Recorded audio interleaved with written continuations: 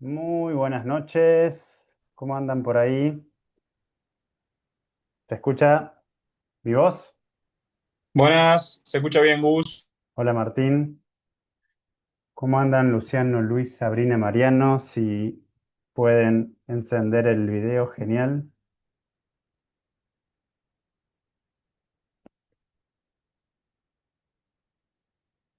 Bueno, bienvenidas, bienvenidos a esta capacitación de formación en asesoría política digital. Quiero cerciorarme de que me están escuchando bien. Y se escucha bien, perdón, Genial. pero todavía no me puedo conectar bien. Bueno, cuando puedan se conectan un ratito, así les conocemos su identidad. Bueno, ahí veo a Mariano. Breve ronda de presentación. Saludos a quienes van a ver la clase después de manera offline grabada. Y ustedes también, si lo desean, pueden repetir la clase. No estaría mal por ahí para reforzar algunos conceptos. Brevemente, ronda de presentación. Bueno, mi nombre es Gustavo Martín, junto con Martín Moyano.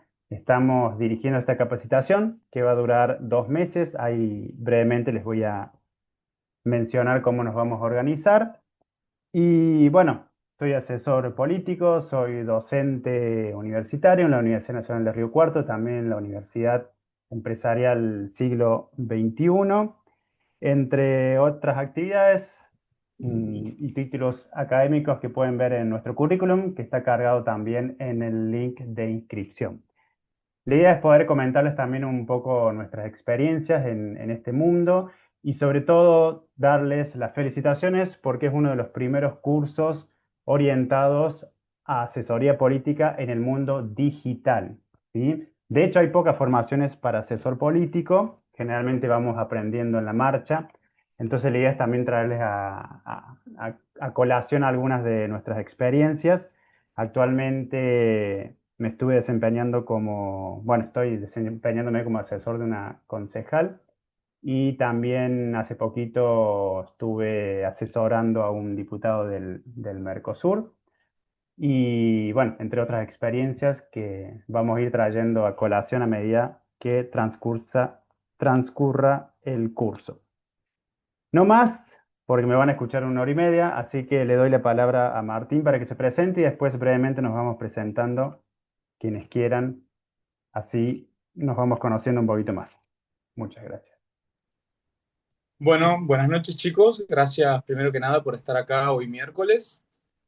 Como les dijo Gustavo, yo voy a estar trabajando junto a él, dando clases intermedias. Va a ser una Gustavo, una yo, hasta que finalicemos los 2 meses de la capacitación. Yo soy licenciado en kinesiología, pero después de que terminé mi profesión de cursar la carrera, empecé a formarme en todas cuestiones políticas. Oratoria orientada a la política, técnica legislativa, que la hice junto a Gustavo.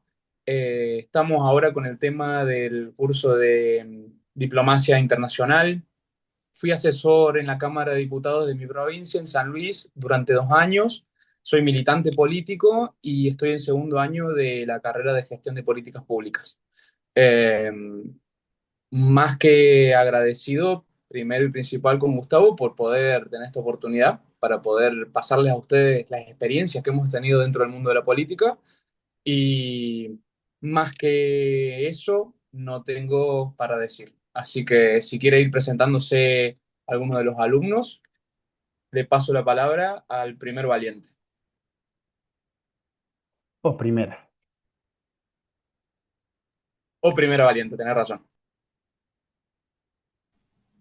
Buenas tardes, soy Sabrina Labora, soy de Mendoza, soy estudiante de Ciencias Políticas de la Facultad de Ciencias Políticas y Sociales en la Universidad Nacional de Cuyo. Me enteré de estos cursos que da el doctor Gustavo a través de internet. Soy militante política, soy militante peronista y creo que tenemos que tomar todas las herramientas que son adecuadas a los tiempos que se avecinan. Eh, Así que bueno, me interesaría estudiar el tema de marketing digital y sobre todo abocado a la política. Y todo lo que tenga que ver con la política, por supuesto. Buenísimo, Sabrina. ¿Alguien más quiere presentarse? Me presento todo.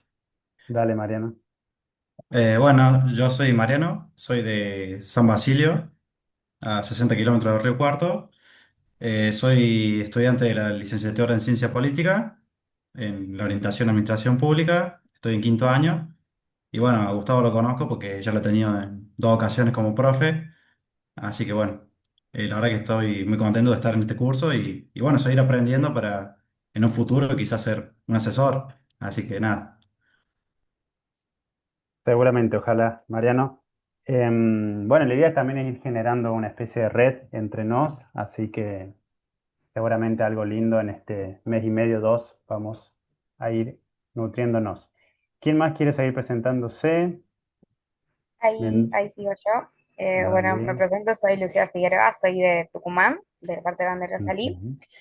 Tengo 22 años, soy estudiante de ingeniería y de lo que es física ambiental, pero también soy militante de Jóvenes por el Clima, que es una asociación ambiental que hacemos mucha incidencia política y nos vinculamos mucho con los distintos partidos políticos para generar políticas públicas integradoras, novedosas, de ciudades sostenibles y economía circular. Entonces me sumé como a este curso como para aprender un poco más y conocer de paso cómo se maneja.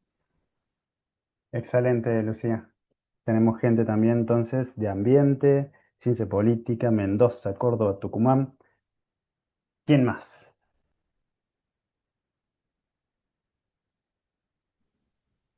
Hola, buenas tardes. Buenas tardes. ¿Cómo les va? Buenas tardes a todos. Bueno, mi nombre es Vanina Verón.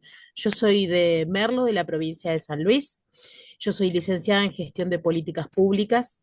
Y bueno, un poco la idea de sumarme, si bien yo a Martín lo conozco por haber hecho otros cursos con él, eh, la idea es sumarme para incorporar, digamos, más herramientas. No estoy perfilada, no milito, no estoy perfilada a una actividad en sí, pero bueno, la parte de asesoría y la parte de consultoría es algo que me atrae y bueno, quiero reunir más herramientas para ver cuál es el camino desde lo Excelente, profesional. excelente, Vanina. ¿Alguien más que haya quedado por allí?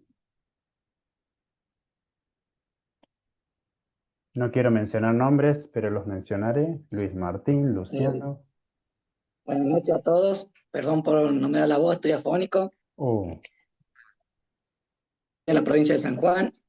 Me inscribí a este curso porque también estoy haciendo el de diplomatura en liderazgo, que está dando Gustavo y Martín también. Me enteré a través de internet y la verdad que la idea es adquirir conocimiento, como dijo la compañera, para sumar a todo esto de la carrera. Me interesa mucho la política, que está un poco ligada con la carrera que estudio abogacía, así que es sumarle a mi carrera también estos conocimientos que también me atrae mucho la política y no estoy bajo ningún lineamiento, pero me interesa para un futuro sumar a mi carrera. perfecto. ¿Te decimos Luis o Martín? Martín, me dicen Martín, todos. dale. Gracias, buenas noches. Tenemos tres Martín. Bueno, gente, vamos a arrancar esta primera clase. Tal vez nos extendemos algunos minutitos porque tomamos tiempo para la presentación. Gustavo, Y sí, antes de que sigas, ¿le puedo pedir algo a los chicos? sí, sí. Chicos, ¿les puedo pedir que se pongan el nombre completo en su perfil de Zoom? Así con eso puedo llevar también un poco la asistencia y bueno, saber quiénes son, conocerlos. Nada más que eso, Gus. Dale, perfecto.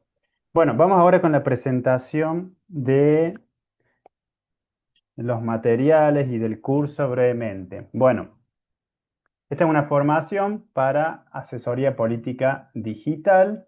Bien, va a durar aproximadamente 2 meses. Vamos a trabajar en la plataforma Classroom, que ahí les voy a mostrar, a través de 6 encuentros los días miércoles de 20 horas a 21:30 horas. Les pedimos siempre puntualidad para arrancar a horario y aprovechar bien el tiempo. Em, Tal vez, muy probable, no hagamos descanso, a menos que, bueno, se extienda un poco y hagamos algunos minutitos, pero la idea es continuar la hora y media de manera continua. ¿Cuáles son un poco los objetivos de este curso? Bueno, formar asesores. Obviamente, en 2 meses, formar a un asesor puede parecer algo ilusorio o ambicioso, pero la idea es poder brindarles herramientas que se vienen utilizando hoy en día y que también las hemos utilizado y utilizamos nosotros, ofrecérselas para trabajar en este mundo si les interesa o en el caso que ya estén, poder aprovecharlas, ¿sí? Pero bueno, tener todo un marco teórico y también práctico, porque vamos a trabajar con ejercicios de simulación que van a tener que realizar también en sus hogares para cumplimentar el curso y un trabajo final donde va a implicar realizar un plan de campaña, al menos una base, ya les vamos a dar las indicaciones como trabajo final para la certificación. Entonces, desarrollar competencias para anticipar, gestionar y resolver escenarios complejos. Vamos a trabajar esto ligado a lo que llamamos la prospectiva, que es la generación de escenarios futuros cuando suceden diferentes eventos políticos y poder abordarlo desde diferentes locales, de diferentes puntos de vista vinculados a lo local, a lo provincial, a lo nacional y, por qué no, también a lo internacional. Vamos a tener también algunos manuales que les recomendamos la lectura para poder complementar la formación. El día de hoy vamos a tener el primer encuentro que se titula La nueva arena del poder digital del Comité del Algoritmo, cómo se construye poder político en redes. Ya el segundo encuentro con Martín van a trabajar más lo que es storytelling y narrativa de datos. Luego regresamos conmigo con el método iterativo, prospectiva política y lectura estratégica del entorno. Regresamos con Martín, estrategias de marketing político digital. Volvemos conmigo, los roles digitales de un asesor político 3.0. Ya vamos a ver qué es este concepto. Y diseño de campañas políticas digitales, el último encuentro con Martín. Puede que por razones de fuerza mayor, esperemos que no, si hay que intercambiar los encuentros entre Martín y yo, les avisaremos previamente, pero en teoría mantenemos este organigrama. Van a tener materiales PDF de estudio, materiales originales que hemos armado específicamente para el curso y además bibliografía complementaria de textos publicados. Cada clase va a contar con un cuestionario o una actividad práctica que la van a realizar en la plataforma que les voy a mostrar y generalmente van a ser ejercicios de simulación, que por una cuestión no tanto ética, sino de beneficio para ustedes mismos, les recomendamos que no lo solucionen con ChatGPT, ¿sí? Traten de hacerlo ustedes o en el caso que lo utilicen, mejorarlo, ¿sí? Y el trabajito final de asesoría que después lo vamos a comentar, ¿bien? Bueno, vamos ahora con la plataforma de Classroom. Seguramente les ha llegado un mail desde mi cuenta personal e institucional, donde tienen ahí acceso al Classroom. También tienen el link en la descripción del grupo de WhatsApp, que creo que están todas y todos en el grupo. Bueno, ahí están todos los datos de acceso al Zoom, que van a ser siempre los mismos datos todos los miércoles, y de acceso al Classroom. Cuando ustedes ingresan al Classroom, les va a aparecer más o menos esta organización, que puede que cambie un poquito si ingresan desde el celular. A veces depende del tipo de Gmail, de la actualización, puede que les aparezca trabajo de clase o en vez de classwork, les aparezca trabajo de clase, personas en vez de gente, pero las secciones son las mismas. Ahí tienen todo organizado por temas o secciones, que haciendo clic ahí pueden ir directamente, bien, a lo que estén buscando. Tienen una sección de presentación general, donde ahí cuentan, bueno, con el programa que recién vimos, con un libro de cómo ser un consultor político de Carlos Fara. A ver si está por aquí. Que este libro se lo recomiendo que lo impriman y lo lean con detalle porque tiene mucha información y data linda, digamos, para aprovechar. Este es el libro, Cómo ser un consultor político. Y bueno, hasta cómo cobrar, ¿no? Entonces está bueno este libro, se lo recomiendo Es una lectura bastante sencilla para quienes se inician en el mundo de la asesoría. Luego tenemos en el Classroom una revista, ahí le cargamos una revista de ASACOP. A ver si está por aquí. Acá está el libro de Carlos Fara. Esto no. Tampoco. Tampoco. Bueno, a ver. Esta revista es de ASACOP, la Asociación de Consultores de Argentina, donde publican periódicamente revistas y particularmente esta revista está interesante, por eso se la subimos, tiene artículos de lectura de cómo entender la consultoría política después de Milei, ¿no? Que pareciera que hay un antes y después de la asunción del presidente. Entonces tienen diferentes artículos, ¿no? Su impacto en la consultoría política, elecciones legislativas, algunos estudios de casos, etcétera, estudios de opinión, que está bueno para tener una actualidad, porque el rol viejo del asesor político en algunos casos se mantiene para algunos aspectos, pero en otros requiere estar actualizado con las nuevas formas de comunicación. Bien, entonces, esos 3 materiales los tienen ahí en la sección de presentación. A ver dónde está. Luego, tienen una sección que dice formaciones complementarias. Lo que tienen ahí son varios seminarios que he dictado estos últimos 2 años, donde tienen acceso a la clase de manera gratuita. Distintos seminarios que suelen durar entre 2 y 3 horas.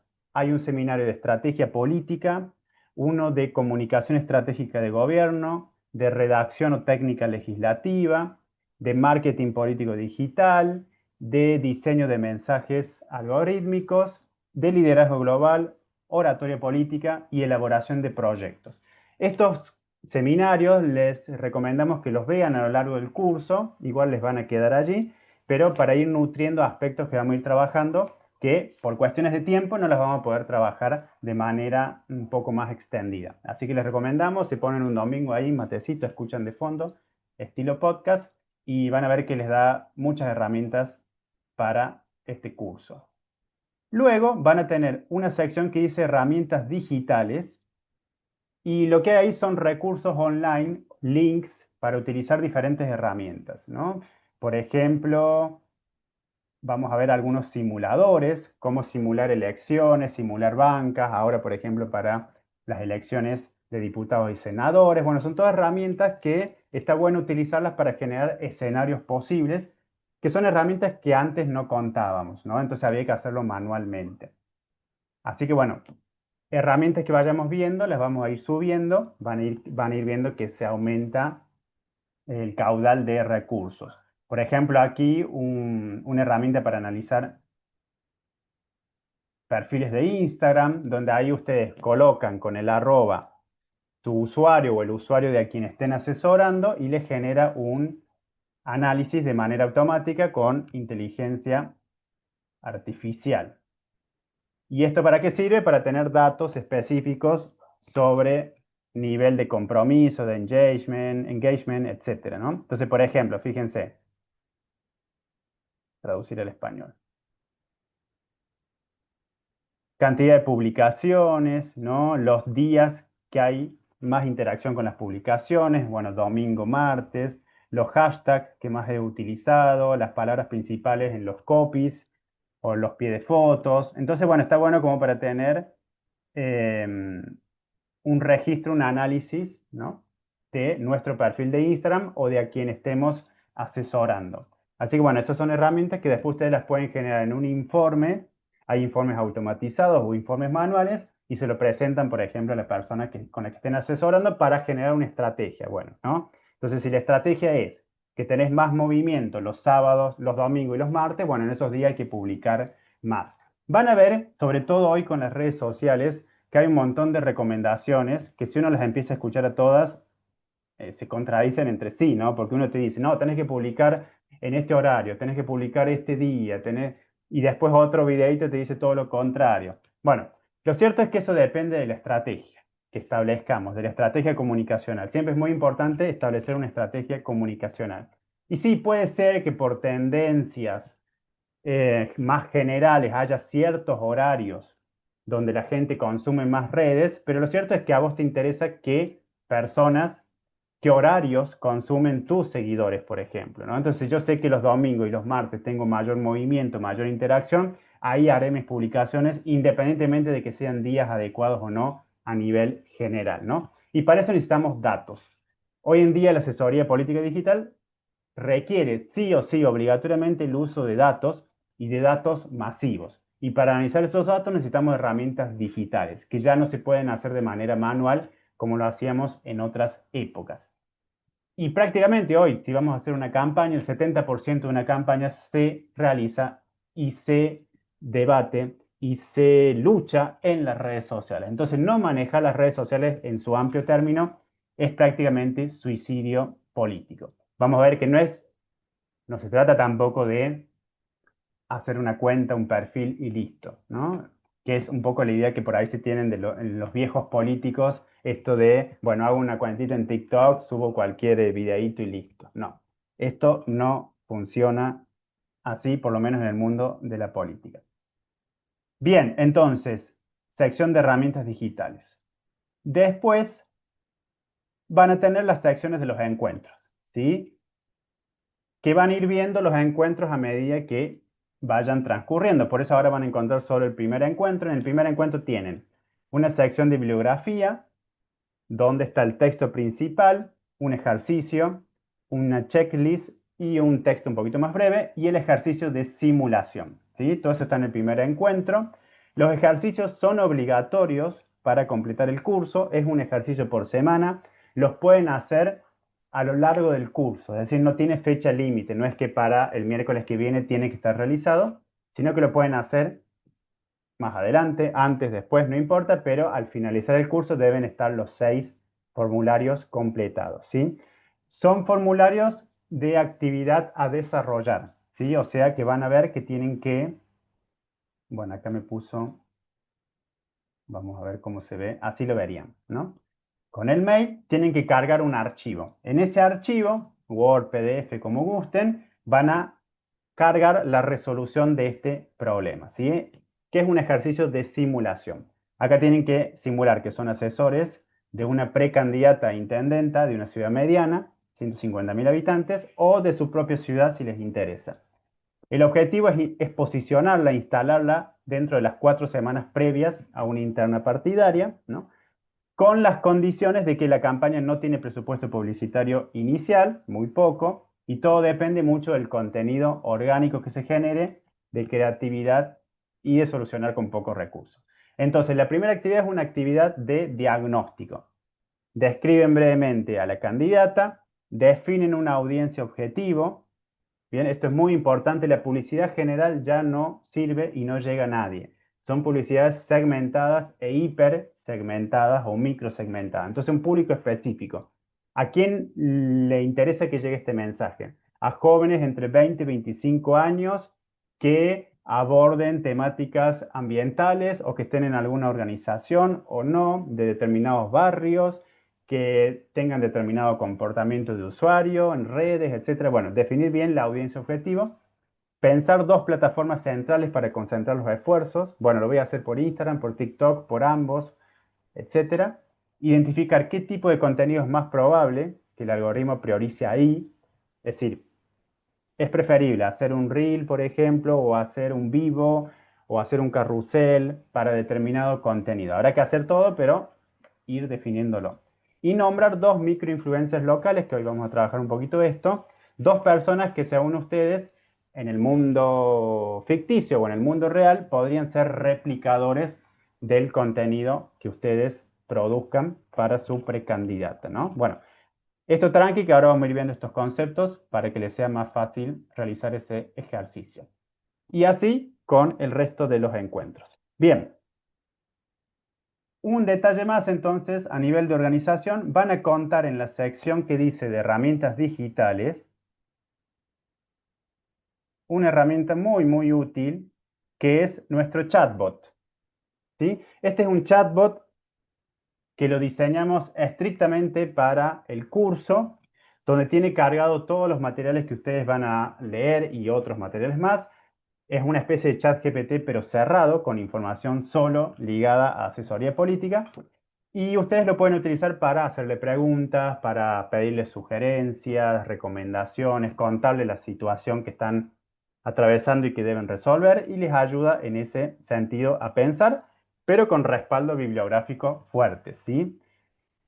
Tienen la opción, por ejemplo, cuando colocan en el puntito de más, ahí pueden cargar un archivo, ¿sí? Y eso, bueno, les permite trabajar de otra manera y no solamente con texto. Entonces ustedes, bueno, siempre lo que hay que hacer acá es generar prompts. Los prompts son instrucciones detalladas que les pedimos a los chats para que ejecuten determinada tarea, ¿no? Entonces, un buen prompt requiere en primera instancia mencionar el contexto, ¿bien? ¿Qué significa? Yo no puedo preguntarle, hacer una pregunta suelta de la nada. Necesito contar toda la situación, el contexto, etcétera. Solicitarle puntualmente algo, ¿no? Un pedido, en qué formato quiero que lo resuelva, por ejemplo, en determinada cantidad de palabras, en algún tipo de texto, bueno, el formato de salida, solicitarle, y todos los datos siempre y cuando no sean evitar, digamos, datos reales, pero cargarle toda la información posible para que el resultado sea el ideal y después de ir conversando, ¿sí? Porque no hay que pensar que la respuesta que nos da el chat GPT es la última. Por algo se llama chat. Chat significa conversar. Y entonces tenemos que conversar con ese chat, con esa información, para que vayan surgiendo nuevas ideas, ¿sí? Así que bueno, lo van a tener como una herramienta complementaria para utilizar a lo largo del curso. Y después del curso les va a quedar como una herramienta de consulta. Es como si fuese su propio asesor político de ustedes. Bien. Dicho eso, cerramos toda la parte organizativa y quisiera saber si hay alguna consulta en este sentido.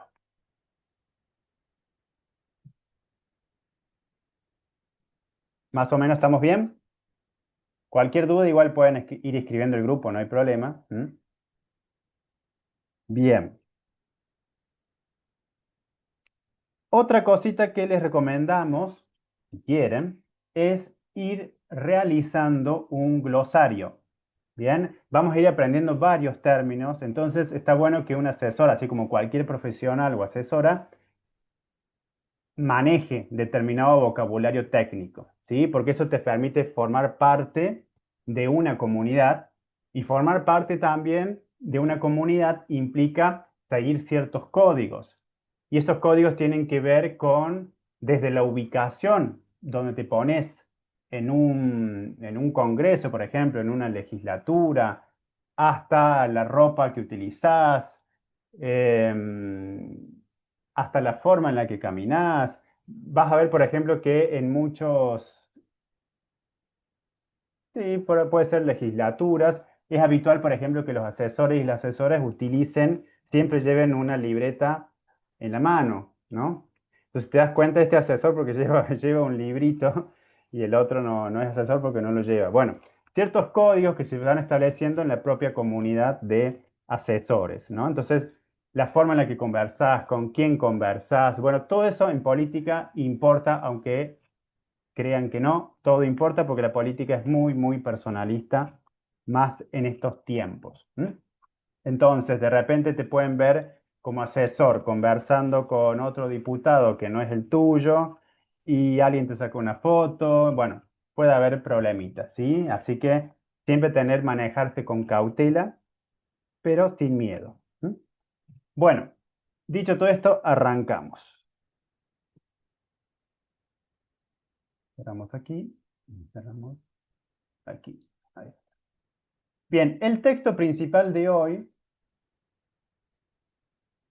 es, si lo encuentro, me parece que justo lo cerré. Bueno, se titula Primer Encuentro, la arena política digital. Ahí lo voy a abrir. Ese texto sí les recomendamos que lo lean. Acá está, bibliografía, Primer Encuentro. Este texto les recomendamos que lo lean porque es un poco lo que vamos a estar trabajando hoy. Bien. Ahí está.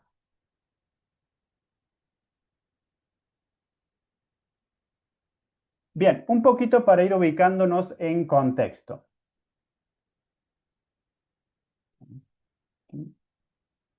¿Qué ha pasado en los últimos 10 años en el mundo de la política y en el mundo en general? Pasamos pandemias, pasamos guerras y pasamos inteligencia artificial, que si bien tiene sus años, de los años 50, hoy en día tiene su boom. Bueno, en la política estamos evidenciando muchos cambios. Lo primero que hay que entender que estos cambios, si no hay una adaptación a esas nuevas modificaciones, a esa nueva arena digital donde se disputa el poder, lo que termina sucediendo es que tenemos esos viejos políticos con formas anticuadas de hacer política. Un tip que solemos dar es, la política, sobre todo en campaña, va al ritmo del marketing. Si el marketing cambia, el marketing político tiene que cambiar también.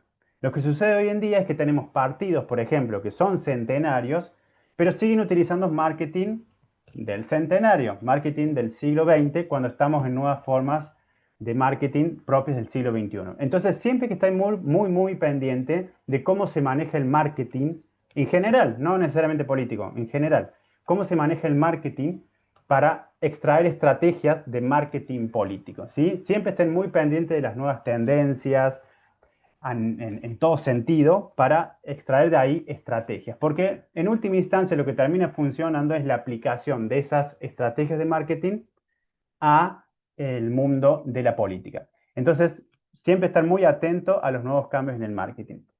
En los últimos 10 años hemos tenido desde robots que han obtenido ciudadanía, como la robot Sofía, hasta candidatos que son robots o inteligencias artificiales que hoy en día han asumido el rol, por ejemplo, de ministros, o incluso de hologramas que tienen la función de ser comunicadores oficiales del gobierno. Bueno, se están utilizando cada vez más estas herramientas y, por ejemplo, aquí en Japón tuvimos un candidato robot, mm, Matsuda, que salió tercero. Tenemos aquí a Narendra Modi, el primer ministro de India, que fue el primero en el 2014 en establecer una estrategia de campaña basada en hologramas. Como era muy grande la India para recorrer en la campaña, lo que hizo el tipo fue poner hologramas en distintas ciudades mientras él hablaba en un solo lugar. Fue el primero que innovó en ese sentido en campañas electorales. A partir de ahí empezaron toda una seguidilla de campañas ligadas al marketing político digital, como bueno, la campaña de Trump, la campaña incluso de Macri, Milei, bueno, todas las campañas de hoy en día, muchas de ellas de gobiernos vinculados más a la derecha, pero también los inicios han sido muchas veces de gobiernos de izquierda. La campaña de Obama, por ejemplo, en el 2008, que fue una de las primeras en explotar las redes sociales y la recaudación de fondos colectivos a través de microdonaciones. Bueno, y después esas técnicas se van mejorando y se van reapropiando para otros partidos y en algunos casos terminan rozando los límites de la ética, como sucedió en el caso de Cambridge Analytica, la empresa que en el 2016, bueno, termina cerrando por utilizar los datos de Facebook para segmentar las campañas durante la campaña de Trump, ¿no? Pueden buscar el caso Cambridge Analytica, hay una serie de hecho en Netflix que relata muy bien ese aspecto. Entonces vamos a ver que cada vez se utiliza más la inteligencia artificial y por otro lado, cada vez vamos a ir viendo que los países van a empezar a aumentar su legislación o van a empezar a legislar o regular el uso de la inteligencia artificial, que no tiene que ver necesariamente con realizar un videíto con IA, ¿no? Sino que es algo mucho más profundo, tiene que ver con la utilización de datos masivos para la generación de microaudiencias a las cuales se les llega un mensaje muy específico. Bien, hoy en día el eslogan general, que es general y que le llega a todos, prácticamente no sirve. Bien, hoy el mundo que se viene y el que está sucediendo es un mundo de microsegmentación. Se envían mensajes específicos a determinados tipos de audiencias según sus intereses, sus comportamientos, sus gustos y no tanto sus datos demográficos. no es tanto qué barrio pertenece, qué edad tiene, sino qué gustos tiene, qué intereses tiene, qué es lo que consume. Por eso vamos a ver que pasamos de la demografía a la psicografía. Hoy en día, un asesor político debe manejar perfiles psicográficos en vez de perfiles demográficos, ¿sí? Hacer un censo ya no alcanza. Ahora lo que interesa es esto: comportamiento de usuario, gustos, intereses, formas de consumo, etc. Obviamente va a depender del nivel de la campaña. En una campaña local aún se siguen aplicando herramientas del viejo marketing, ¿bien? Porque son lugares más cercanos, es otra lógica, pero ya en las campañas provinciales y sobre todo nacionales, si no se hace a través de las redes sociales, es muy difícil conseguir algún tipo de victoria no utilizando estas nuevas herramientas de inteligencia artificial, ¿no? Actualmente estamos entonces en la web que llamamos 4.0, ni siquiera estamos en la 3.0 transitando hacia la 4.0. La 1.0 es la web de los 90, páginas web donde solamente consumíamos información sin poder interactuar. En la 2.0 surgen las redes sociales desde el 2000 en adelante y acá se empieza a hablar de política 2.0, ¿no? Para hacer una idea del uso de las redes sociales en la política. Se puede empezar a responder y acá es donde vemos el principal cambio, la horizontalidad. Ya no es el mensaje de la tele, de la radio, que llega de manera general a todos los ciudadanos que no pueden responder, sino que ahora esa verticalidad es cambiada por la horizontalidad, donde los propios usuarios pueden responder y presentar sus reclamos a los políticos y las políticas, ¿no? Entonces, ¿qué pasa? Cuando una persona responde, interactúa en redes sociales, comenta, etcétera, si no hay una respuesta, si no hay un manejo de respuestas de parte de quienes están del otro lado, es como estar en los 90, porque es como decir, grito algo y nadie me escucha. Entonces, tiene que haber formas de responder. Hay políticos, por ejemplo, les escriben comentarios y no responden nada. Obviamente depende del tipo de política, el nivel, etcétera, pero tiene que haber algún tipo de respuesta, porque si no, volvemos de nuevo al modelo de verticalidad donde el político no escucha directamente a la ciudadanía porque la ciudadanía no puede responder. Ahora sí puede responder, puede viralizar y puede generar una mala o una buena reputación de ese político. La web semántica 3.0, acá aparece la inteligencia artificial, ¿bien? El contenido inteligente, producido de manera inteligente porque tiene que ver con lo que llamamos la Big Data, el uso masivo de datos, etcétera, que es imposible analizarlos de manera manual. Entonces, si ustedes van a ser asesores hoy en día en el mundo digital, ¿y por qué decimos asesor político digital? Particularmente en el caso actual en el que estoy, un 60% de la asesoría tiene que ver con el mundo digital. Asesoramiento en redes, manejo de redes, qué publico, cuándo lo publico, dónde lo publico, incluso aunque sea una entrevista en la televisión, después de ahí se extraen pedacitos para viralizar en las redes. Por darles un caso puntual, aquí, por ejemplo, en nuestra ciudad están las sesiones los días jueves, mañana de hecho. En la redacción de los discursos, que es uno de los roles del asesor, que los vamos a ver en el, si no me equivoco, en el quinto encuentro, los roles, uno de los roles tiene que ver con la redacción de discursos políticos, en el caso de legisladores, redacción de discursos para el recinto o para la actividad parlamentaria, que tiene una organización específica, no es un discurso político común, es un discurso político que está reglamentado, que tiene partes porque ahí aplica lo que es la argumentación, porque el Consejo Deliberante o la legislatura es para argumentar, aunque después se utilicen falacias de todo tipo que no tienen que ver con la argumentación. Pero bueno, en esos 2, 3, 4 minutos que tiene la concejal, el concejal para exponer sus argumentos, que en la mayoría de los consejos deliberantes no está permitido leer la lectura por reglamento, hay que pedir permiso, pido permiso, señora presidenta, para leer, ¿bien? ¿Por qué? Porque se entiende que ese discurso debiera ser la argumentación propia del concejal y no debería poder leerlo porque debe saberlo, debe vivirlo, debe sentirlo porque es su opinión. Y empiezan debates. El concejal representa ¿a quién? ¿Representa al pueblo? ¿Representa los intereses del grupo que eligió? Bueno, hay toda una teoría de representación que no la vamos a poder ver, pero que es importante saber qué rol cumple el político y la política en sus funciones. El intendente, por ejemplo, representa a toda la ciudad ante un externo, independientemente de que lo hayan o no votado, representa a toda la ciudad. Los concejales representan a la parte, representan partes de la ciudad. Los concejales representan a sus votantes. Bien, entonces si es un partido de derecha, representará los intereses de la derecha local. Si es un partido de izquierda, socialista, representará los intereses de ese sector. El Consejo Deliberante es la unión de diferentes voces y esas diferentes voces son diferentes ideologías e intereses. El concejal, la concejala representa a su grupo, ¿bien? No representa todos los intereses de la ciudad. Bueno, teoría de la representación la pueden seguir profundizando. Entonces, por ejemplo, al momento de redactar los discursos, uno tiene que tener en cuenta que ese discurso que está siendo transmitido en vivo generalmente hoy, después se van a extraer partes, se van a volver a editar para generar un nuevo discurso que va a ser el reel. ¿Bien? Entonces, probablemente en el reel, una buena edición no va a poner el discurso tal cual fue pronunciado en el recinto. Lo que va a hacer es modificar el orden. Va a poner, por ejemplo, las frases gancho o los hooks, H-O-O-K. Los hooks son los ganchos que hacen que la persona cuando está scrolleando se detenga. ¿Bien?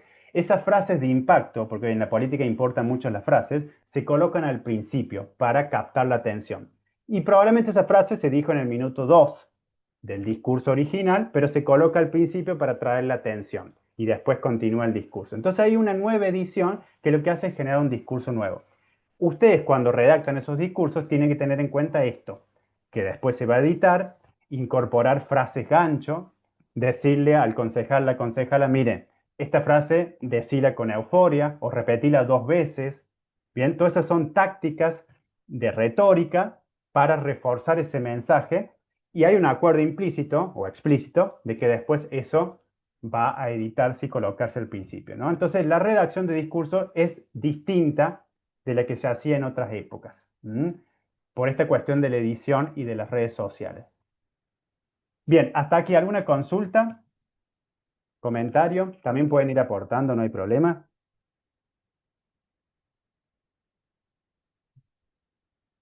Estamos bien. Bueno, culturas que conviven. Siempre como asesores tienen que pensar en 3 cosas. El territorio, o sea, la calle, lo presencial. La virtualidad, las redes sobre todo. Territorio, redes y medios. Territorio, redes y medios. En la política 2.0 aparecen las redes. Antes era solo territorio y medios. Medios, ¿qué medios?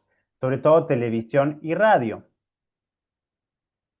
Entonces, cualquier estrategia que se realicen deben pensar, bueno, ¿cuál es la estrategia en términos de territorio, en la calle? ¿Cuál es la estrategia en los medios y cuál es la estrategia en las redes? Son 3 ámbitos que están delimitados y que conviven y que se van retroalimentando. Hay un evento físico en la sede del partido. Eso se publica en redes, bien, y se viraliza. Eso puede desembocar en algún programa de televisión o al revés. Sucede el evento político, se difunde, se comenta en los medios y de los medios se extrae contenido para las redes. Entonces hay un concepto que hay que aprender que es el de contenido primario. ¿Quiénes producen contenido primario? Y acá hay algunos debates. Algunos dicen que el contenido primario lo siguen produciendo los medios. Otros dicen que no, el contenido primario lo producen las redes. Porque es muy común hoy en día ver noticieros cuyo mitad de contenido son videitos de las redes. ¿No les ha pasado de ver un programa y que dicen, vamos a ver un videíto que se viralizó? Entonces, están extrayendo contenido de las redes y utilizándolo en los medios. Otras veces al revés. La política, el político va a una entrevista en la radio, que hoy en día es una radio televisada también, streaming, va a un programa de televisión y de esa entrevista que puede durar 10, 15 minutos, que no es un tiempo apropiado para las redes, se extraen algunas partecitas y surge un nuevo discurso en modalidad modo reel, bien, o un videíto, lo que fuese, y se publica en las redes. Entonces el contenido primario en ese caso se produjo en los medios de televisión. Si se fijan, la campaña de Milei fue una campaña en medios, bien. Él era un columnista en medios. Iba, gritaba, cantaba, hablaba, insultaba en los medios, en la radio, en la televisión, y de ahí se extraían pedacitos que se viralizaban y se replicaban en las redes. La campaña de Milei, si uno lo analiza detenidamente, fue realizada en los medios. ¿Y esto qué nos dice? Que pueden aparecer todas las aplicaciones y todas las plataformas y redes sociales que se les ocurra, pero la radio y la televisión van a seguir vivas, sobre todo la radio, porque piensen que cada una de estas herramientas comunicacionales, la radio, la televisión, el cine incluso, tienen determinadas audiencias específicas y llegan también a determinados lugares. Lugares rurales, muy alejados de las ciudades, la radio sigue siendo un elemento socializador y un elemento de llegada del mensaje político. Bien, entonces, si yo estoy en una provincia que tiene muchas zonas rurales, entonces, bueno, la radio yo no la puedo negar. La televisión sigue siendo, de algún modo, también estando presente en determinados grupos etarios, y más allá de que no se utilice o no sea el programa clásico, probablemente lo que hacen la mayoría de los medios es su propio programa televisivo, después lo segmentan en pedacitos cortitos para subirlos a las redes, ¿no? Entonces, de algún modo, todo lo que pasa en la tele llega también a las redes sociales. Tenemos contenido nativo, entonces, nacido digitalmente, puede ser las redes, o contenido nacido en el territorio. Muchas veces pasa al revés, que algo surge en las redes y baja a la calle. Por ejemplo, ha habido a lo largo de la historia, en los últimos años, muchas marchas y movilizaciones que han iniciado por un hashtag. Si se fijan en la campaña de Bolsonaro, hasta la gente se puso remeras que decía hashtag #EliNow, él no, que era una negativa contra Bolsonaro, ¿no? Y eso surgió de un hashtag. O sea, nació en las redes y después terminó en la calle. Otras veces al revés, surge en la calle y acaba en las redes, pero siempre tiene que estar en las dos. Y una buena estrategia no es publicar todo lo que se hace en el territorio, ¿sí? Hay que saber publicarlo, cuándo publicarlo, cómo publicarlo, quién me interesa que lo vea, quién no. Y muchas veces cuando estás asesorando a alguien, notas, le decís, mira, esta es la mejor estrategia, hay que publicarlo acá en este horario, de esta modalidad, con esta foto, que vos estás justo un poquito por acá, etcétera, ¿sí? Y la persona asesorada te dice, no, no, no, vamos a subirlo a tal hora, o algo que pareciera que va contra corriente. Y eso es porque esa persona está pensando en algo que nosotros no estamos pensando, que es que quiere que lo vea determinada persona, bien, porque después revisa las historias y en realidad está publicando para sus pares, bien, o sea, no está publicando para la gente, sino es muy común esto, por ejemplo, en las personas que son funcionarios, que todo el tiempo se les está revisando qué publican en redes. Si el municipio publica algo, todos sus funcionarios tienen que republicarlo. Y si no lo publicaron, castigo, ¿no? Entonces, muchas veces los políticos publican no para la gente, sino para otros políticos. Eso hay que tenerlo en cuenta. ¿Y por qué? Porque uno le plantea una estrategia para la gente y hay una respuesta que no tiene nada que ver porque está pensando en otra audiencia, ¿sí? Siempre el auditorio o la audiencia es quien, no necesariamente quien te escucha, ¿no? Sino quien, ¿cómo decirlo bien? El auditorio no es necesariamente quien te escucha,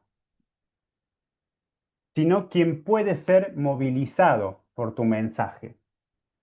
Bien, yo por ejemplo puedo dar una clase para 100 personas, pero mi auditorio ser de 15 personas, que son las 15 personas a las cuales el mensaje les va a llegar porque están interesados o porque puedo provocarle algún interés. Esto aplica a las redes también. Las redes son para ser visibles. no necesariamente para ser conocidos, que es diferente, es visibilidad. Y esto es muy importante, la visibilidad. ¿Por qué? Porque te pueden ver 10.000 personas, pero te ponen me gusta 400, pero te vieron 10.000. Pero hay personas que no van a pasar al me gusta por X motivo, pero te ven. Entonces la visibilidad es algo que hay que tener en cuenta en la estrategia. Entonces, de nuevo esto, ser claros y tratar de entender qué está queriendo la persona a la cual asesoro.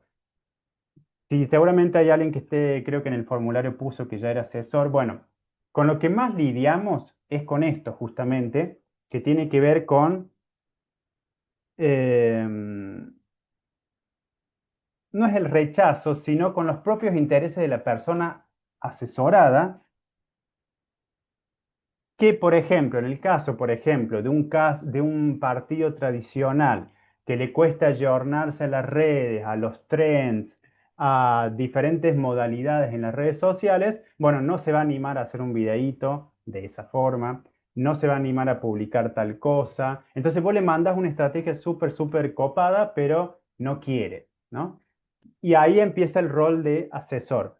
Si uno está contratado, es una especie, ¿cómo decirle?, del juramento hipocrático. Por un lado, vos tenés que garantizar de que sea exitosa esa persona, porque sos su asesor, pero por otro lado, lidias con que esa persona no quiere, pareciera que no quiere ser exitosa porque pone frenos. ¿Quién toma la última decisión? La persona asesorada, porque es la que paga. ¿Sí? Mira, yo te puedo decir, esto es lo mejor que puedes hacer y no lo querés hacer, bueno, es genial. Uno tiene que seguir trabajando.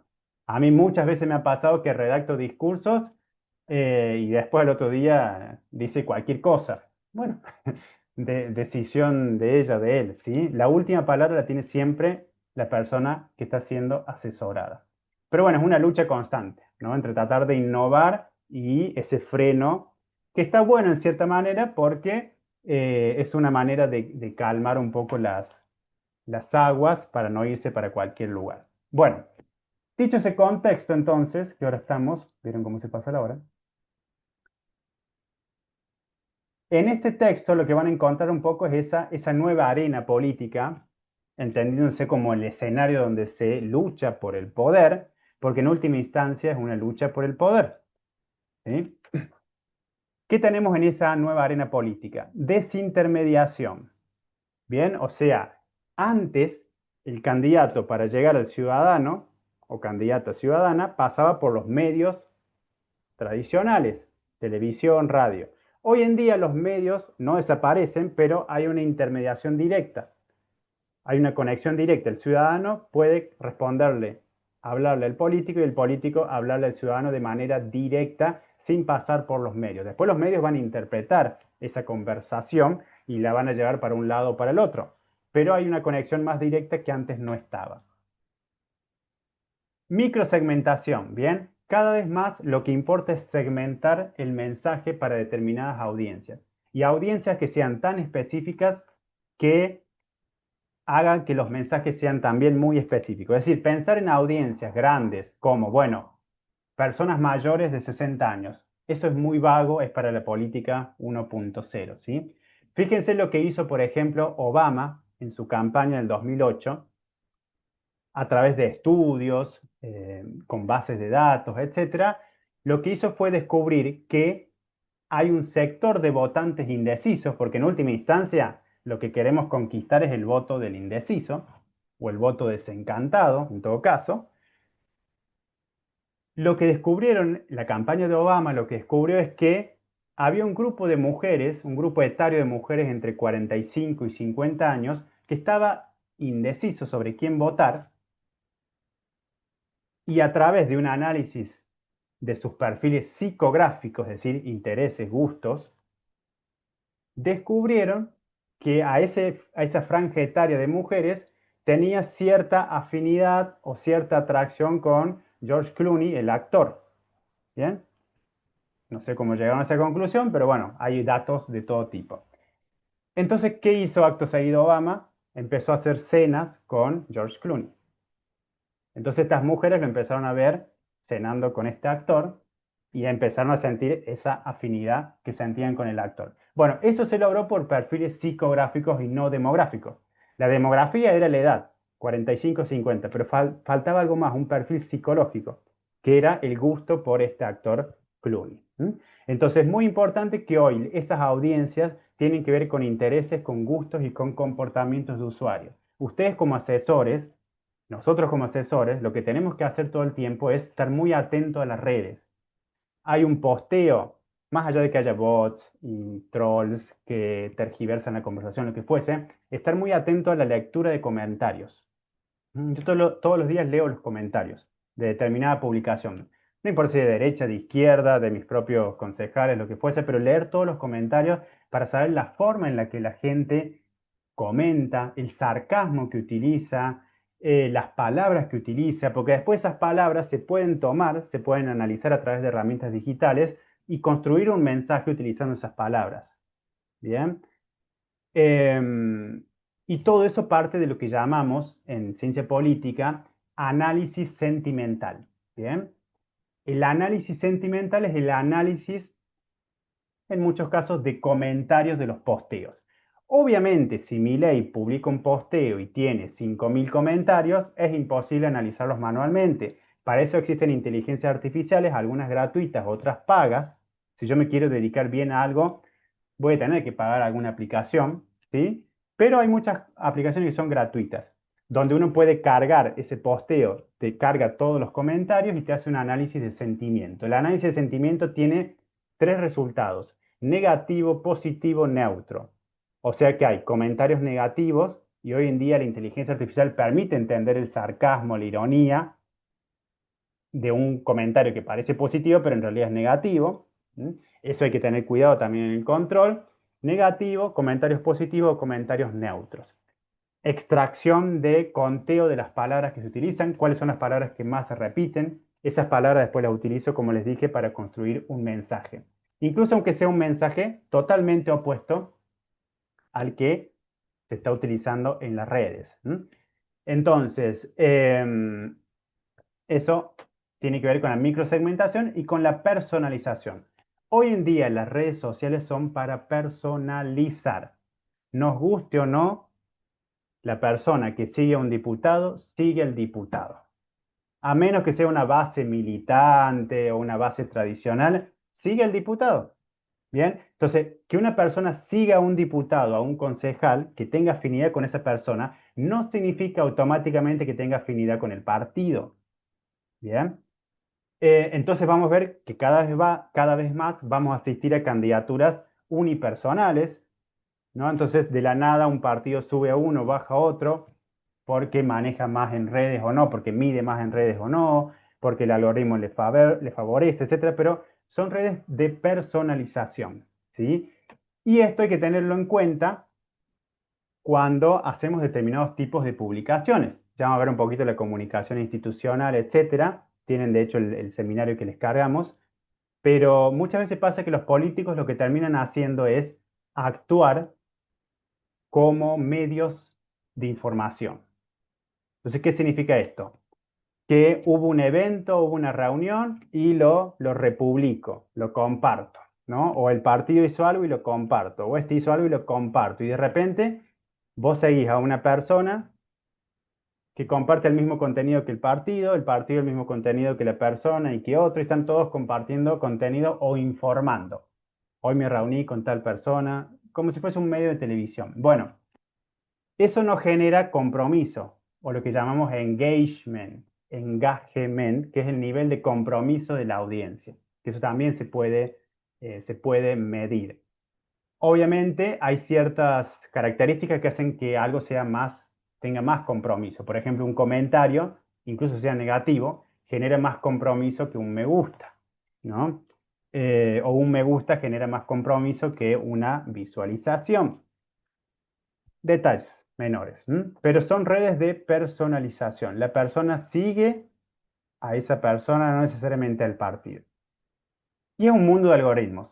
Hoy en día, si como asesores no manejan los algoritmos, estamos para atrás, ¿sí? Porque todo lo que sucede en las redes, más allá de que haya personas que controlan detrás algunos de estos algoritmos, o todos, pero como en última instancia, la primera actuación es el algoritmo, ¿sí? Y que algo se viralice o no depende de que si yo estoy favoreciendo ese algoritmo o no, si produzco contenido viralizante, si produzco contenido que genere emoción, porque el algoritmo está pensado, está diseñado para favorecer ese tipo de publicaciones. Entonces, obviamente una persona que se enoje, que insulta, genera más viralización que alguien que habla de la paz, porque el odio, la bronca son emociones más fuertes.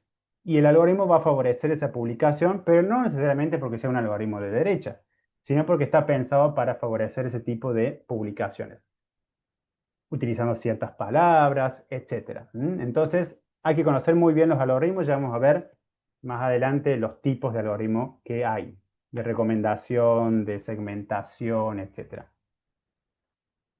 Velocidad, viralidad, comunidad, actores emergentes, esto es clave, los actores emergentes, ¿sí? Sobre todo influencers, creadores de contenidos, youtubers, tiktokers, instagramers, bien, ya no son mera publicidad, sino actores clave de la conversación política. Si se fijan, el gobierno de Milei trabaja mucho con influencers, con youtubers que hoy en día casi forman parte del gobierno.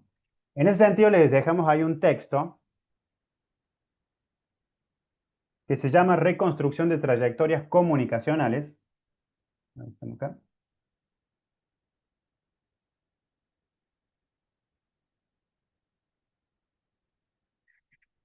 Espérenme, acá. Reconstrucción de trayectorias comunicacionales. ¿Qué son las trayectorias comunicacionales? Bueno, cuando algo se hace viral, cuando algún contenido se hace viral, que también hay segmentación en la viralización, porque puede que nos llegue un reel o un posteo que tiene 100.000 me gusta o 1.000.000 y asimismo sigue estando segmentado porque no te llega cualquier viralización. No hay un contenido que sea viral, viral, viral, viral, que lo vean las 47 millones de personas en la Argentina.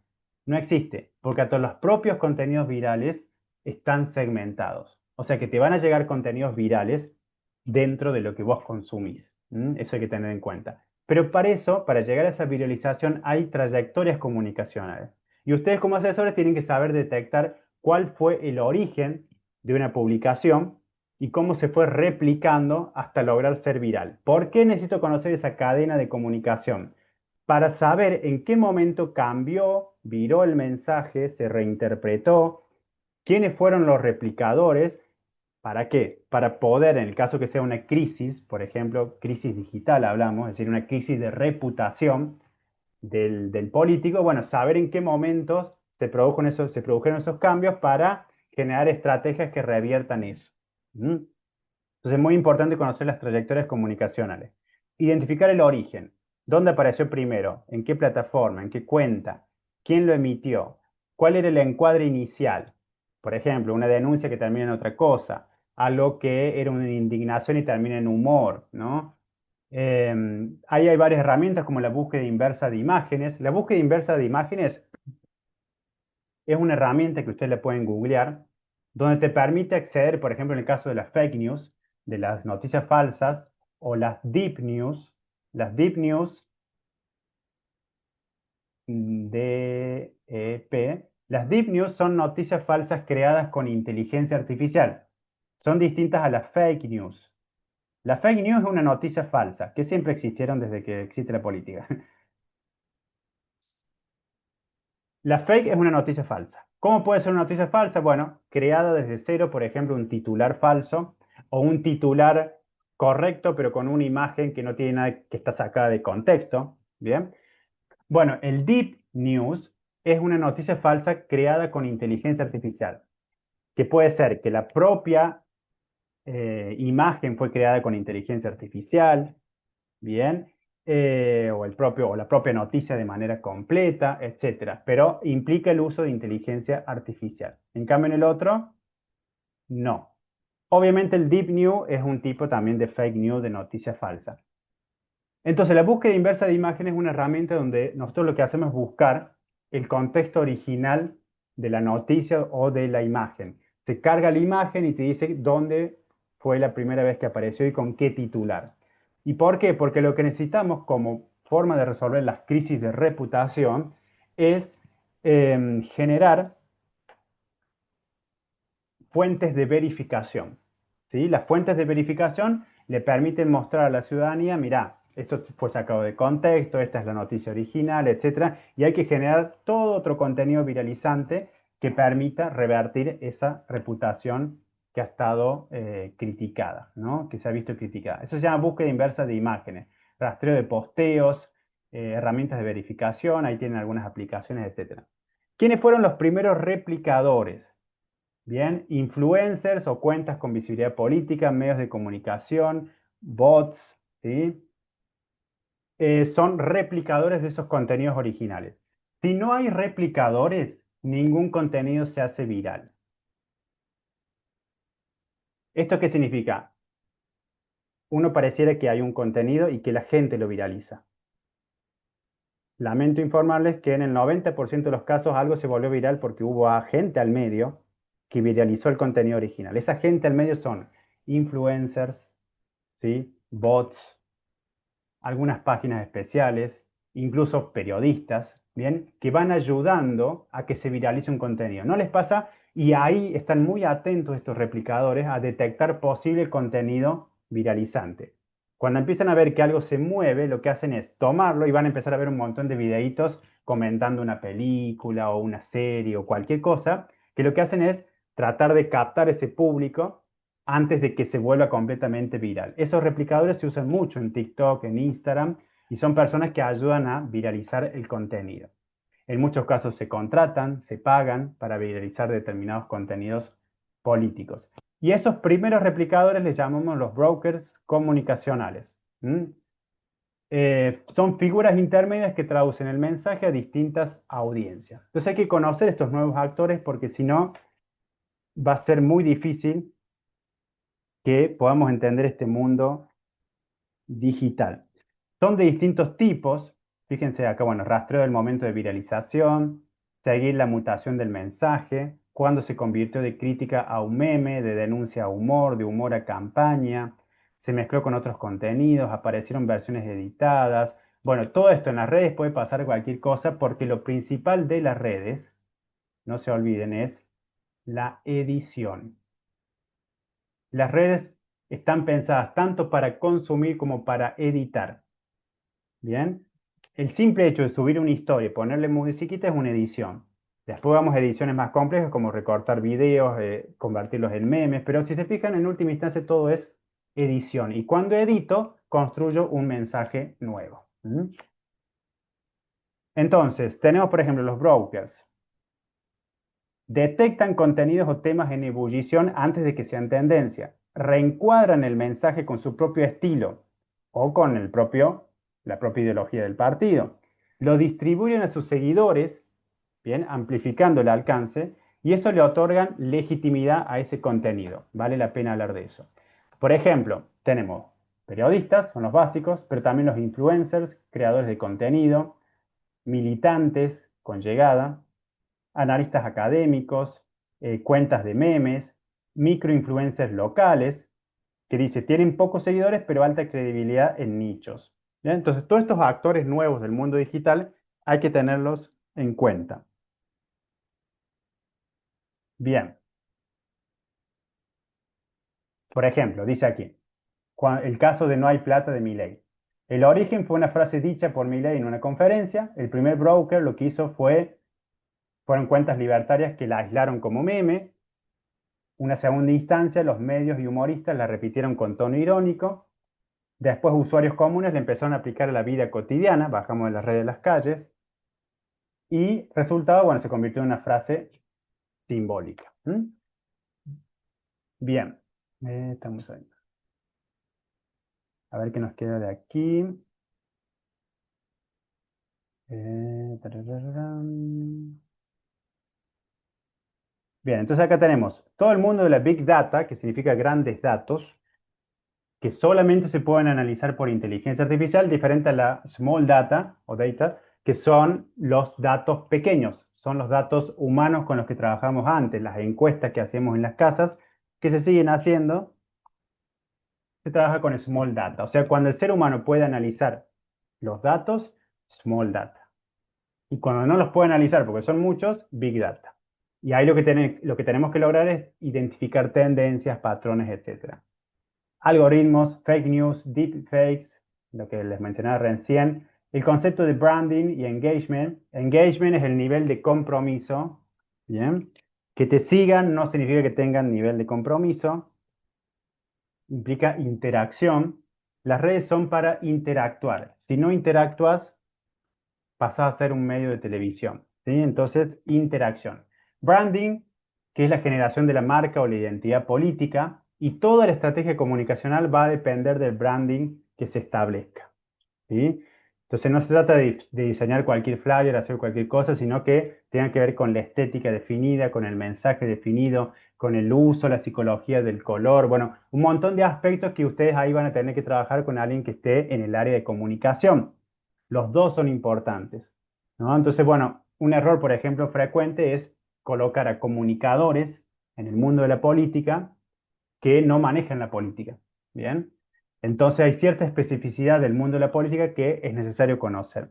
Entonces, si trabajan comunicadores con asesores políticos al mismo tiempo, eso va a ser mucho más fructífero. Y la última decisión, excepto la del cliente, tiene que estar de mano del asesor. ¿Sí? O sea, la estrategia comunicacional pasa por el asesor. La aceptación de un flyer o no pasa por el asesor y el asesor es el nexo con el concejal, la concejal, el diputado, etcétera, que da la última visto bueno para eso. Pero el asesor es una especie de coordinador de un equipo, por eso van a ver que en algunos equipos de campaña existe la función del jefe de asesores. Entonces puede que haya varios asesores, un asesor político, un asesor de comunicación, un community manager, un asesor legislativo, un asesor parlamentario. Es muy común que en los cargos existan los secretarios, los asesores para determinadas cuestiones. Por ejemplo, todo diputado tiene su asesor parlamentario, aquel que le lleva los expedientes, que le dice, no, esto no se puede hacer, esto se puede hacer. Después un asesor político, un asesor de imagen o comunicación, distintos tipos de asesoría. Pero el asesor político es el que en última instancia coordina al resto de los asesores, porque es casi la mano derecha del político o de la política. E incluso a veces tiene más influencia que el propio político. ¿Por qué? Si lo pensamos en términos de poder, alguien puede pensar, ¿quién tiene el poder? ¿El político que toma decisión o el asesor que le habla acá como un ángel o como un demonio, diciéndole tenés que hacer esto sí, esto no? Entonces, en términos de poder, algunos dicen el poder está en los asesores y no en los políticos, pues son los que aconsejan. A tal punto que pueden en algunos casos aislar al político, hacerle entrar en un mundo, en una burbuja que no es la realidad en la cual debieran estar desempeñándose. Entonces, hay asesores buenos y malos, como en toda profesión. Tipos de algoritmos de segmentación, de predicción. Lo importante del algoritmo, que se usan, por ejemplo, para el diseño de campañas, es predecir el voto. Siempre lo que nos interesa como analistas, que es otra función, el asesor a veces hace de analista político también, es predecir resultados. Y para eso lo que hago es armar escenarios posibles. Un escenario posible en el que ganamos por mucho margen, otro en el que ganamos por poco margen, otro en el que empatamos, otro en el que perdemos por poco, otro en el que perdemos por mucho. Bien, armar todos esos escenarios para plantear una estrategia para cada uno de esos escenarios y cuando suceda uno de esos escenarios, tener ya todo el plan de acción en marcha. Entonces lo que nos interesa es predecir, ¿bien? ¿Y cómo predigo? A partir de datos pasados. Lo que hace una inteligencia artificial, ChatGPT o lo que se les ocurra, es con una base histórica de datos que ya sucedieron y una nueva información que coloca el usuario, una pregunta, una instrucción, genera predicciones, ¿bien? Resuelve para el futuro. Entonces, si en una comunidad a lo largo de décadas votaron a determinado partido en un distrito, etcétera, bueno, es probable que hagan lo mismo. Ahí yo le puedo poner otras condiciones. Bueno, teniendo en cuenta que el contexto cambió, etcétera, es probable que el voto se desvíe para acá en tal porcentaje o no. Bueno, los algoritmos de predicción son muy importantes porque de algún modo el asesor también es un futurólogo. Algoritmos de análisis sentimental, de recomendación, como los que usan Netflix, las plataformas de música, etcétera, que a partir de los gustos previos, datos pasados, predigo cosas que te van a gustar o lo que va a suceder, resultados futuros. Para que se entienda brevemente qué es un algoritmo y un ejemplo, porque hablamos mucho de este término, pero no se conoce mucho. Un algoritmo es una fórmula matemática que existe mucho antes que la inteligencia artificial. ¿Sí? Cuando sumamos o restamos, multiplicamos o dividimos a mano, como hacíamos antes, eso era un algoritmo que decía, bueno, tengo que seguir estos pasos para lograr este resultado. Cuando cocinamos, una receta de cocina es un algoritmo. Tengo que seguir estos pasos para llegar a este resultado. Entonces, lo que hace el algoritmo es una serie de pasos para lograr un resultado. Bien, entonces, el algoritmo, uno de los algoritmos de ChatGPT es cuando el usuario te haga una pregunta, responderle tal, tal, tal, tal, siguiendo ta, ta, ta, ta, ta. Es una serie de pasos para resolver un problema o lograr un resultado. Por ejemplo, un algoritmo puede ser así, que después se programa, ¿no? Se redacta en lenguaje de programación. Si el usuario tiene entre 18 y 35 años, vive en una zona urbana, ha mostrado interés en temas ambientales, ha interactuado con publicaciones sobre cambio climático, entonces mostrar anuncio con el siguiente mensaje. Estos tipos de algoritmos, por ejemplo, se utilizan cuando pagamos una publicidad en Instagram o en TikTok. Bien, esa segmentación es un algoritmo que tiene toda esta descripción. Entonces, mostrar este anuncio y si no, mostrar anuncio con un mensaje más general, ta, ta, ta, ta. Como para que vean qué es un algoritmo y no hablemos en las nubes. ¿Bien? Entonces, ¿qué tenemos que aprender a usar? Bases de datos. Por ejemplo, listados de mails que tengan datos específicos, formas de tasas de conversión que le llamamos. Tasas de conversión son qué respuesta tiene ese mensaje. Bien, quiénes se dan de baja cuando llega un mail, quiénes responden cuando llega un mail, quiénes hacen clic en un link que les envían un mail y quiénes no. Bueno, todas esas herramientas que se hacen con inteligencia artificial generan bases de datos para generar nuevos perfiles. Las pruebas A/B, por ejemplo, las pruebas A/B son pruebas donde yo envío un listado de mail, una publicación, un contenido, y a otro listado le envío el mismo contenido, pero de otra manera. En uno le pongo el link arriba, en otro abajo, o un botón de donar para la campaña, en otro le pongo un link y veo cuál tiene más tasa de conversión. Bien, cuál responde mejor para a partir de ahí, a través de la mejora continua, mejorar esa estrategia basándonos en el uso de datos. Bien.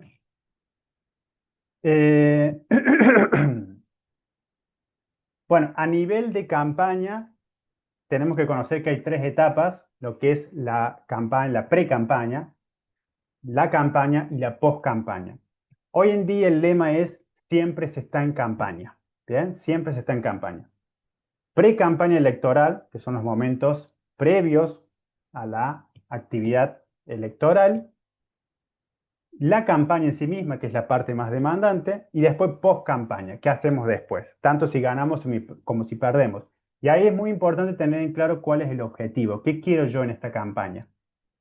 Porque el objetivo no siempre es ganar.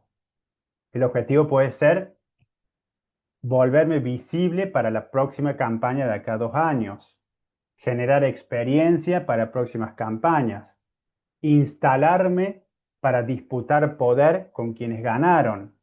¿Bien? Por ejemplo, en la época que Néstor Kirchner se presentó en el 2003, no lo hizo para ganar, lo hizo porque tenía pensado presentarse en el 2007 con una buena campaña. Bueno, cosas de la vida y de la fortuna política que, del azar, que hicieron que terminara ganando, ¿no? Por poco margen porque se bajó Menem. Bueno, siempre hay que darle un lugar al azar, pero tratar de tener controlado la mayor cantidad de factores posibles. Pero de nuevo, el objetivo político hay que tenerlo bien en claro. ¿Qué queremos lograr? ¿Bien? ¿Cuál es el objetivo de esta campaña? Para a partir de ahí generar una estrategia. En términos de estrategia, le hemos cargado también un seminario donde se trabajan mucho ahí las estrategias. Por ejemplo, si alguien quiere dedicarse a la política, el camino de la asesoría suele ser un camino hacia la política. Hay muchos asesores que terminan siendo funcionarios después a la larga, y de funcionarios pasan a elecciones, a cargos electivos, que es mucho más fácil que pasar directamente a un cargo electoral cuando no te conocen, ¿no? Entonces, siempre es más fácil ser funcionario primero del gobierno, obtener visibilidad y después presentarte a un cargo electoral, que te elija la gente. Bueno, la asesoría es un camino también dentro de la política. Hay asesores que les gusta ser asesores y quedarse ahí, otros que aspiran a ingresar a la política activa en el sentido de la gestión. Bien, en los minutos que nos quedan, a ver, ¿qué me quedó acá? Un poco la idea de esta primera clase era darles un pantallazo general del mundo en el que estamos, ¿sí? Política 1.0 es la vieja política, pre-2000, ¿no? Comunicación unidireccional. La política 2.0 cuando aparece el Internet, las redes sociales. Y actualmente estamos en la política 3.0, ¿bien? O sea, es un poquito más. Y hay políticos que siguen utilizando la política 2.0 y entonces no se adaptan al uso avanzado de datos, a los algoritmos, a la inteligencia artificial y reniegan de eso. ¿Mm? Los tres puntos que vimos hace un ratito: territorio, medios y redes sociales. Y los medios siempre siguen teniendo trascendencia a pesar de que se diga que la televisión ya no existe más. Lo que hay es un híbrido de plataformas. Entonces de repente vemos una radio en modalidad streaming y es televisión si quieres verlo, ¿no? O vemos un programa de televisión que también se transmite por radio o de manera audiovisual o de manera auditiva o un podcast, por ejemplo. Bueno, son todos formatos que se van generando hibridez, se mezclan para generar nuevas plataformas, nuevas modalidades de comunicación que lo que intentan es sacar un poquito de cada uno para lograr audiencias, atracción de las audiencias. Otro detalle, dice, ya no navegamos en las redes, vivimos en ellas. ¿Qué significa esto? Las redes sociales no son un fenómeno, como dice Gabriel Slavinsky, las redes sociales no son un fenómeno digital, son un fenómeno social. No se llaman redes digitales, se llaman redes sociales. ¿Qué significa? Que interactuamos, socializamos, conocemos gente en las redes. Entonces no hay que pensar que son una extensión del mundo real. No, hay muchas cosas que pasan en la virtualidad. Probablemente este curso quede en la virtualidad, probablemente no nos conozcamos nunca y hayamos generado afecto. Incluso está, por ejemplo, en el caso de Martín, mi compañero, hace meses que venimos trabajando juntos y no nos conocemos personalmente. ¿Se entiende? Entonces hay que pensar que las redes sociales son un fenómeno social. Generan casi o la misma interacción social que en el mundo físico. ¿Se pierden muchas cosas? Sí, obviamente. Cada cual tiene sus características centrales, pero hay que pensar que son un fenómeno social. Se genera socialización en las redes. Y obviamente si vos ves a un candidato repetidamente, bueno, empezás a generar cierta afinidad, incluso aunque no coincidas ideológicamente, al momento de votar, si estás indeciso, pensando en el ciudadano común, probablemente vote la cara conocida que la cara que no conoce, aunque no sepa qué piensa o qué dice. Por eso la repetición es una característica central de las redes. Aparecer, aparecer, aparecer, aparecer, aparecer. Obviamente tiene que ser una aparición buena. Hay quienes dicen que la mala publicidad no existe, otros dicen que sí. Lo podemos ver en el caso Expert. Tiene mucha publicidad, pero no creo que sea una buena publicidad. Pero probablemente de acá a 2 años la gente se olvida y se instala una nueva imagen de Expert. ¿Se entiende? Y el capital comunicacional ya está instalado. El uso de frases, eso es hoy en día el mundo es un mundo casi romano. ¿Qué significa? Que vivimos a modo de frases. La gente no lee más que frases. Los comentarios son frases. Los memes son frases. La política son frases. Entonces hay que tener en cuenta que la frase es la principal herramienta del político en comunicación. La buena frase. Obviamente se usan malas frases para generar viralización. Si Milei te dice, habría que vender órganos, ¿bien? ¿Por qué alguien no podría hacerlo? Bueno, esa frase es una frase que genera mucho impacto porque polariza. Quienes están a favor, quienes están en contra, y los dos están compartiendo esa información. Entonces es muy común, por ejemplo, en las tácticas de derecha, de partidos de derecha, decir frases que o son memes Bien, por ejemplo, hace poquito la diputada de Corrientes, la candidata que dijo que Argentina tiene 55 millones de pobres, cuando hay 47 millones de habitantes. Bueno, decir frases que son memes o decir frases que son muy fuertes de impacto, eso genera que todo el mundo esté compartiendo tanto a favor o en contra y se viraliza. Bien, entonces, tener en cuenta que la frase es una herramienta muy importante a nivel político, ¿sí? Y ahí el uso de palabras tiene que ser clave, incluso si quiero llegar al votante indeciso. ¿Sí? Porque el discurso político está pensado para el votante indeciso y para reforzar a quienes piensan como vos. Existe un 5% de posibilidad de que alguien cambie su opinión en un congreso. Entonces, ¿para quién le habla el diputado o la diputada? Le habla para sus propios, tanto diputados del bloque como la gente que piensa como ese diputado, y le intenta hablar al indeciso, intenta convencer al indeciso, pero ya no es el modo platónico, aristotélico, socrático de la Grecia antigua, donde vos intentabas convencer al opositor, al que pensaba contrario, a través de buenos argumentos. No, hoy el argumento está perdiendo peso a cambio de la narrativa. Van a ver que en los recintos, en los discursos políticos, lo que se suele hacer es narrar para argumentar, mostrar un caso. Entonces, por ejemplo, si quiero hablar sobre la baja de imputabilidad, y voy a comentar el caso de Jorge, que un niño de 12 años mató a su pareja. El caso, porque el caso es lo que genera emoción y lo que se busca en política es emocionar. Lamentablemente no es razonar. Si en la política razonáramos, estaríamos bastante bien, pero no se razona lamentablemente, se emociona. Bien, primero se siente, no se razona, primero se siente. Por eso todos apelan a las emociones, a los sentimientos, a conmover al público. Puedes tirar datos, puedes tirar información, pero si no llega, si no genera emoción, lamentablemente ese mensaje se pierde. Bien, entonces, para ir cerrando, ahí tienen el texto de lectura. Bien. Otras cositas van a empezar a ver ahora con Martín la clase que viene. ¿Qué más? Tiene algunos ejemplos allí. Bueno, más o menos lo hemos trabajado, no en este orden, pero van a ver que tiene ahí. Por ejemplo, de nuevo, una ayuda que les suelo decir es siempre hacer mapas de actores. ¿Bien? Un mapa de actores, bueno, tengo este político acá con esta función, ¿quiénes le rodean? ¿Quiénes son todos los actores que pueden interactuar en ese mensaje? Tener bien claros los roles, las funciones y tener claros los actores. ¿Quiénes están en contra? ¿Quiénes están en favor? ¿Quiénes son replicadores? Y para eso está bueno ponerles nombre. Tenemos los influencers, como hemos visto, que los podemos diferenciar entre macro-influencers, los que tienen millones de seguidores, y los micro-influencers, que están más focalizados geográfica o temáticamente. Entonces esto depende de mi presupuesto, por ejemplo, a cuál de los dos puedo llegar, pero saber diferenciar, ¿bien? O sea, no cualquier persona es influencer en la misma categoría, hay distintos tipos. Entonces, ir conociendo un poco este vocabulario. A lo mejor un microinfluencer puede ser una persona periodista que en temas de política le escuchan mucho en una ciudad.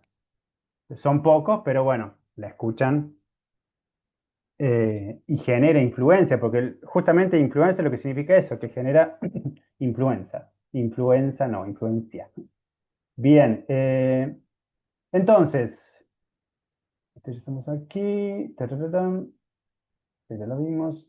Tienen también una checklist donde pueden hacer un diagnóstico digital inicial, porque lo primero que hacemos, en mi caso particular, cuando vamos a asesorar a una persona, a un nuevo cliente, porque no deja de ser un cliente, es muy común que varios asesores estén formando parte del partido también, ¿sí?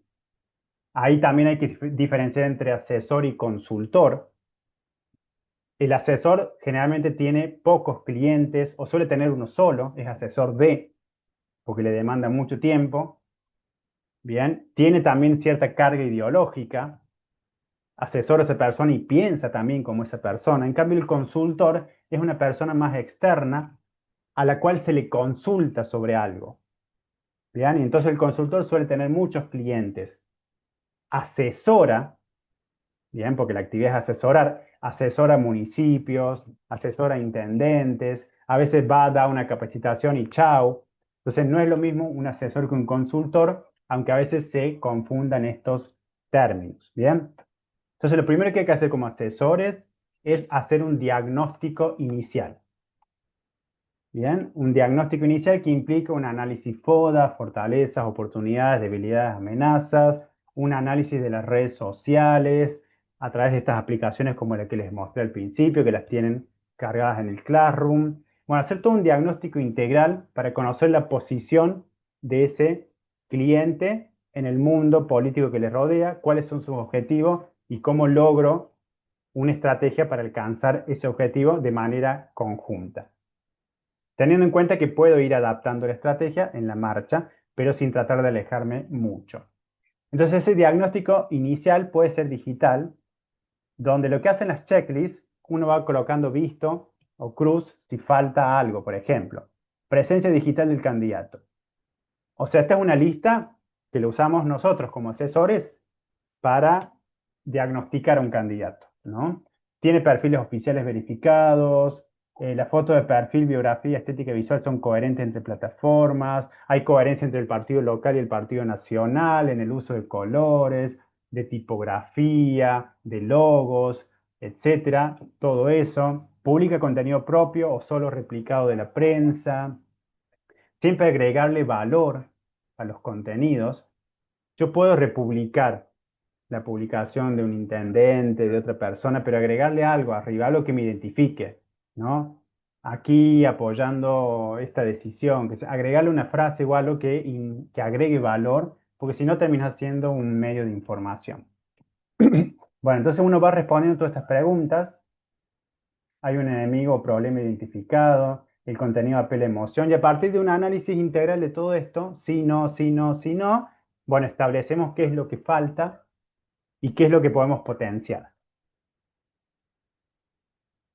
Hoy en día la tendencia es a potenciar lo que ya se tiene y a tratar de mejorar lo que no se tiene, ¿sí? Si un político es bueno en oratoria, reforzarle la oratoria. Si un político, una política es buena en humor, siempre hace entrevistas humorísticas, reforzar eso, ¿bien? Porque eso es lo que le hace particular. Y todo lo otro que le vaya no tan bien, ir mejorándolo de a poquito, ¿sí? Entonces esta es una checklist, una lista que tenemos a nivel personal para ir analizando el perfil y generar un diagnóstico. Lo primero que hacemos como asesor es un diagnóstico del perfil de ese candidato o de esa persona. También toda su historia de vida, toda su trayectoria política y conocer muy bien todo eso, la personalidad. Porque ninguna estrategia es exitosa si no tiene en cuenta la personalidad del político. Vos le podés decir, mira, tenés que hacer esto que te va a hacer viral, pero no está en su personalidad. Y cuando no está en su personalidad, se nota después que lo está haciendo de manera obligada, que no le sale y parece un viejo haciendo cosas de jóvenes, ¿no? Y eso se percibe. Y lo que se busca hoy en las redes es originalidad. Originalidad y, eh, y originalidad y personalidad en el sentido de que haya una alineación entre el mensaje y la persona que está dando ese mensaje, que no se note forzado. Si se nota forzado, perdiste el like. Bien, bien. Ta, ta, ta, ta. A ver si ya me... Bueno, esto quería que hiciéramos la actividad, pero no tenemos mucho tiempo, pero me pueden comentar aquí para cerrar. Imaginemos este caso. El Consejo Deliberante de una ciudad aprueba una ordenanza sobre arbolado público, ampliación de arbolado público. Siempre hay que tener en cuenta que los medios trabajan con la política. Entonces siempre al lado de las sesiones del Consejo van a haber periodistas que están atentos a hacer una entrevista sobre el debate que se hizo o sobre alguna ordenanza que se aprobó, etcétera. Bien, entonces, en este caso vamos a ver la aprobación de esta ordenanza. Bien, entonces tenemos tres versiones del mensaje. Una versión informativa para los medios, que dice, el Consejo aprobó una ordenanza para ampliar el arbolado urbano. Neutralidad, sabemos tampoco que no existe la neutralidad, pero aparentemente parece un mensaje bastante objetivo. Ahora una versión más emocional. Dice, después de años sin sombra, el consejo finalmente escuchó el reclamo de los vecinos. Y una versión humorística. Parece que el consejo descubrió que los árboles existen. Entonces, fíjense, ¿cuál les parece de estas tres versiones que podría usar un partido de oposición? Porque el oficialismo es quien aprobó. La humorística. Probablemente puedo utilizar la humorística, pero ¿qué pasa? La emocional también la podría utilizar, y ahí depende del nivel de mensaje al cual quiera llegar.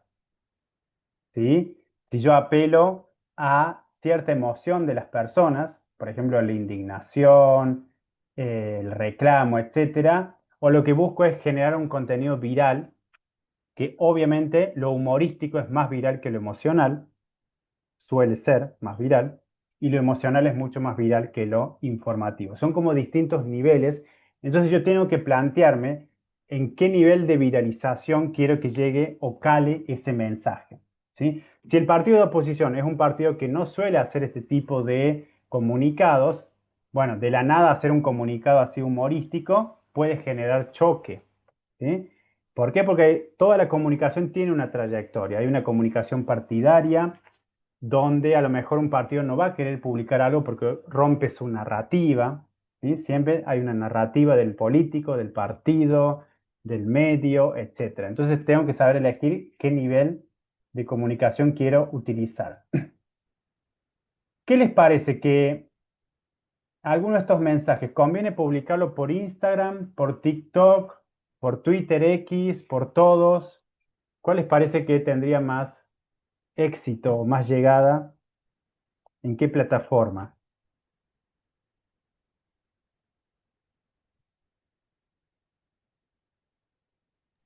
Y eso puede depender del público, digamos.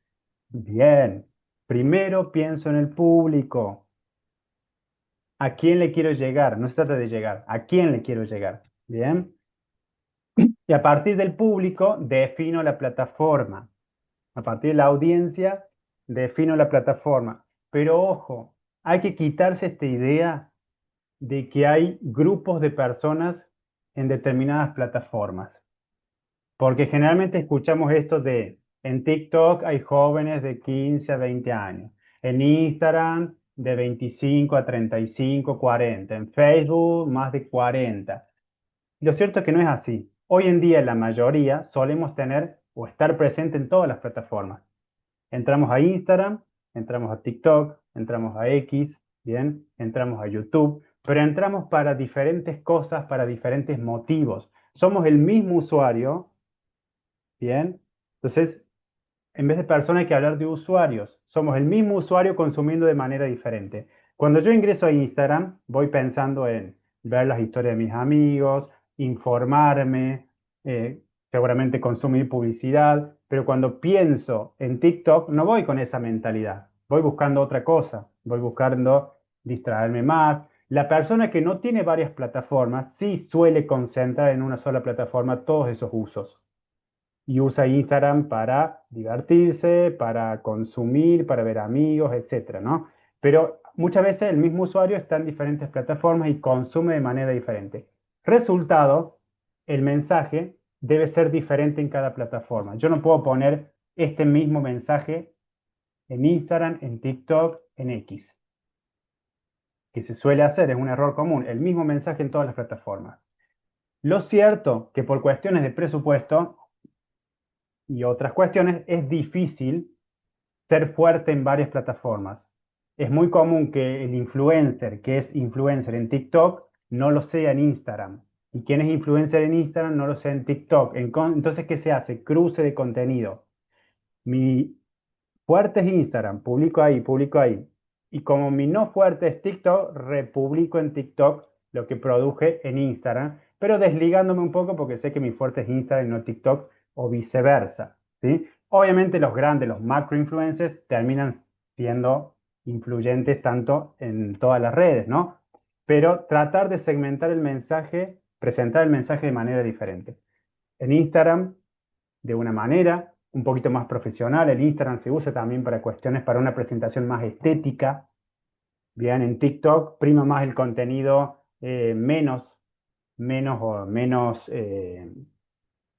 ¿cómo se dice? Contenido menos producido. Hay grandes producciones, sí, pero prima más el videíto cotidiano, digamos. Entonces, cada plataforma tiene su lógica, sus formas de contenido, sus propios algoritmos, a veces se cruzan para competir entre ellas. Entonces, el mensaje tiene que ser diferente en cada plataforma. Bien. Entonces, a lo mejor en Instagram puedo hacer un carrusel con la presentación de la ordenanza, pero en TikTok lo que voy a hacer es ir instalando, sembrando árboles, por ejemplo, ¿no? Sembrando árboles, no, ¿cómo se dice? Poniendo la semillita en los árboles, mostrando, digamos, algo más visual, etcétera. Entonces, tener en cuenta eso, ¿bien? Y, bueno, tener en cuenta los replicadores de información. Pensar quiénes van a replicar esto. De nuevo, recién dijeron público, bien, pero nos faltó algo, los replicadores. No pienso solo en el público, pienso en quiénes lo pueden llegar a replicar. Influencers, microinfluencers, otros concejales, páginas de memes. Se pueden hacer colaboraciones compartidas, se contrata una página de memes, ¿bien? Y se hace colaboración conjunta en una publicación para que tengan más acceso, se paga y se viraliza, ¿no? Entonces, todas estas formas de negociación en las redes hay que ir aprendiéndolas para lograr estas instancias de viralización. Entonces, tener en cuenta que yo no produzco contenido solo para el público, sino para los que están al medio replicando el mensaje y amplificándolo. Micro y macro influencers, concejales, o sea, mis pares, los políticos pares, páginas, etcétera, que son las que van a, en última instancia, difundir el mensaje. Entonces, detalle a tener en cuenta, pensar en ellos también. Bueno, títulos virales, ganchos, ya ahí aplica un poquito más la creatividad. Siempre en los primeros 3 segundos, que es lo que dura el hook, que es el gancho inicial. ¿Bien? Bueno, si combina hacer un reel o solo un posteo, un carrusel, bueno, todos esos detalles hay que tenerlos en cuenta, armar una planilla de contenido, etcétera. Mantener un orden de publicación, siempre los viernes se publica o siempre los sábados, pero que no sea todo así, digamos, sin estrategia porque se termina notando, ¿bien? También, muy importante, como les dije para cerrar, al principio les dije, hay que estar muy atento a las nuevas tendencias del marketing, porque así como va el marketing, así tiene que ir el marketing político, ¿bien? Porque el marketing político no deja de ser marketing. Entonces, estar muy atento al marketing, ¿bien? Y por otro lado, estar muy atento a los cambios de los algoritmos. Son dos cosas que ustedes tienen que tener acá, siempre escuchándose. Cambios en el marketing y cambios en los algoritmos. ¿Por qué? Porque a lo mejor se adaptaron, entendieron el algoritmo de Instagram, que tiene más de 600, no tiene uno solo. Entendieron uno de los algoritmos de Instagram que publica esto, hace lo otro, te replica acá, te lo presenta a tus seguidores, si reaccionan lo amplifica. Bueno, van entendiendo el algoritmo, pero de repente Instagram se le ocurre cambiar el algoritmo y empieza a priorizar otro tipo de contenido. Bien. Antes, por ejemplo, se castigaba si publicabas muchas historias, porque la historia surgió, las historias de Instagram surgieron para ir mostrando un proceso, mostrar la historia de empezar a hacer esto, resultado final. Ese proceso se trasladó a TikTok. En TikTok se muestra más el proceso y en Instagram se muestra más el resultado. Por eso premiaba a aquellos que publicaban 2, 3 o máximo 4 historias.